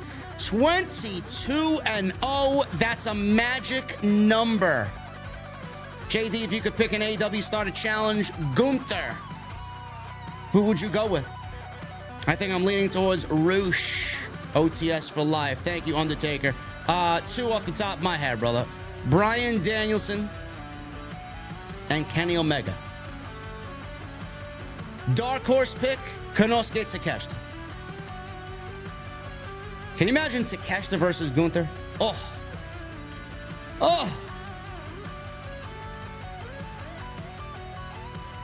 Wallach Wow with a $9.99. I've always enjoyed your podcast. Keep doing your thing. Vince needs to go away. If Triple H is removed for good, then I'll lose all hope. The roster needs to walk out on Vince. Love you, JD. Thank you, Wall. Appreciate you, brother. Yes, Vince needs to go away. Jarrett Howard with a $5 super chat. Vince is pushing hard to make Judgment Day work. Even that means burying Seth and Sami. They ain't the bloodline. The bloodline split is stronger than Judgment Day together.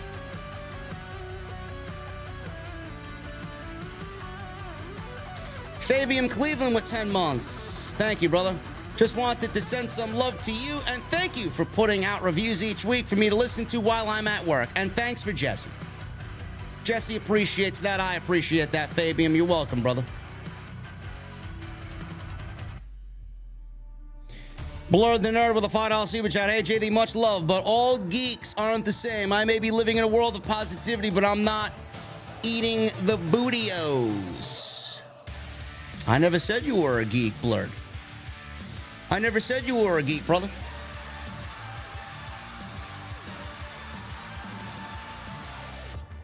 Matt Fugitive with 3 months. Hit 3 months. Keep up the great work, JD. OTS for life. Thank you, Matt Fugitive. I appreciate you being here for 3 months, brother. Eric Newton with 19 months. I have to mute my TV for Seth and Cody because I cannot stand the crowd singing their themes for so long. Yeah, it is a little overbearing, but it's not even cool anymore. It's not even cool anymore. Edward Lou with a $4.99. Rollins gets hit with those finishers and Priest doesn't cash in. Champa suffers from dumb babyface syndrome. Is there no more logic, consistency in WWE? But people think Triple H is booking the show.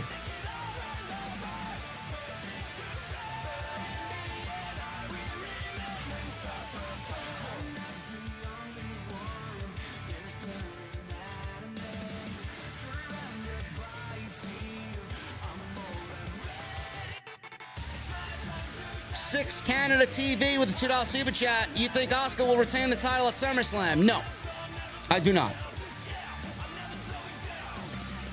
Sue with a $20 super chat. No message for Sue. Thank you, Sue. Appreciate Sue being here. Sarit Mohanty with a 4 months. How about Wyatt family versus Hurt Business this year at Survivor Series War Games? Also, any AEW to WWE bound superstars you expect to see in the future? Bro, I don't really care for Bray Wyatt back on TV, period, man. Maybe we get Hurt Business back, maybe. I wouldn't hold my breath. I'd be surprised if it actually does happen. But any AEW to WWE bound stars? Yeah, Brian Pillman Jr., who apparently is on the verge of signing a WWE deal. And I think Wardlow should jump ship. Absolutely. Dr. Evil Genius with a $9.99. Look at this guy, man. Look at JD all yoked up. I don't know, man. Am I yoked up? I don't think I'm yoked yet. We're getting there. We're getting there for sure, man. Mike Lee with a $5 super chat. Hey, JD, I haven't watched Raw in months. I guess Raw equals hard times. I'll catch up with your review, JD. Have a good night. Thank you, Mike Lee, and thank you to my guy, Evil Genius, for the super chats here. Sean Ray J with a $10 super chat. Looks like Liv is going to win the Rumble and face Rhea. They made her mention she's the last to beat Rhea. Think it's a foreshadowing. Also, that segment looked brutal and uncomfortable to watch. Well, Liv is good. Liv is a good seller. Do I want Liv to win the Royal Rumble? No. Anything can happen, though. We will see what happens there. Jabril Muhammad with a $1.99. Is it Saturday yet? Can I get a Powerhouse?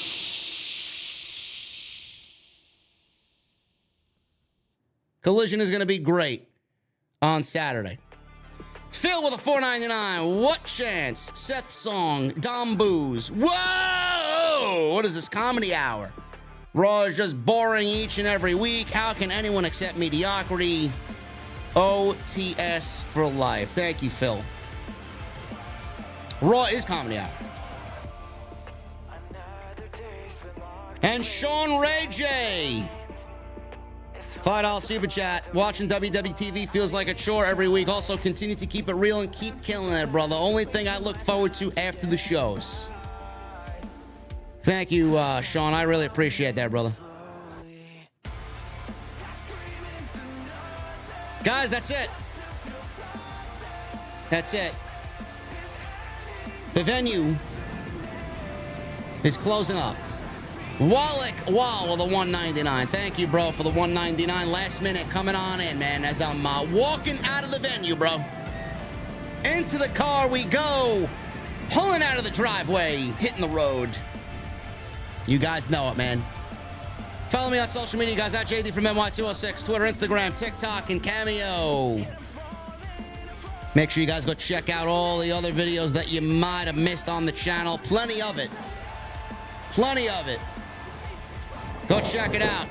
Hit up DraftKings. Go support DraftKings. You guys know what to do there.